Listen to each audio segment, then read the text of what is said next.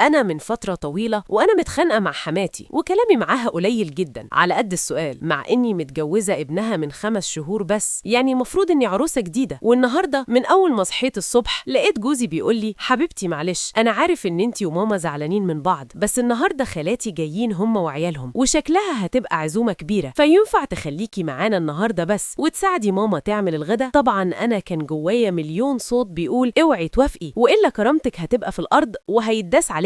بس اعمل لايك واشتراك وصلي على النبي في التعليقات. بس للأسف جدعنتي وتربيتي خلتني وافقت وقلت له: دي مهما كان أمي برضو. وشوية ونزلنا نروح لمامته البيت عندها عشان نبدأ نجهز للعزومة. ومن أول ما دخلت قلت سلام عليكم، وبدأت أنظف البيت وأشوف المطبخ محتاج إيه. وشوية وسمعت جرس الباب وفهمت إن أهل جوزي وصلوا. أول ما الباب اتفتح لقيت ناس كتير داخلة لدرجة إني افتكرتهم كانوا في ماتش كورة. وحرفيا اليوم ده ما خرجتش من المطبخ، وطول اليوم واقفة بعمل أكل، وأقسم لكم أنا فقرات ظهري ما كنت قادرة أحركها. ويا لهوي يا جماعة بجد على كمية العيال اللي معاهم، وكل شوية يدخلوا يبعتولي اطباق أغسلها ويخرجوا. وبالرغم من إني خلصت وأنا حرفيا مهدود حيلي، بس بعد ما أهل جوزي مشيوا لقيت حماتي جاية وبتفاجئني بحاجة غريبة جدا. لقيتها جايبة معاها حلق دهب من بتوعها، وجاية بتقولي: أنا مش هنسالك وقفتك جنبي النهاردة، وبتديني الحلق الدهب ليا. ولقيتها كمان بتعتذر لي وبتاخدني في حضنها، وأنا فعلا كنت محتاجة الحضن ده جدا، لأن ماما الله يرحمها ماتت من زمان وما حسيتش بحضن جميل زي حضنها كده. ومن ساعتها أنا وحماتي مع بعض في أي حتة، وكل مشاورها لازم تاخدني معاها، وإلا مش بتروح أصلا.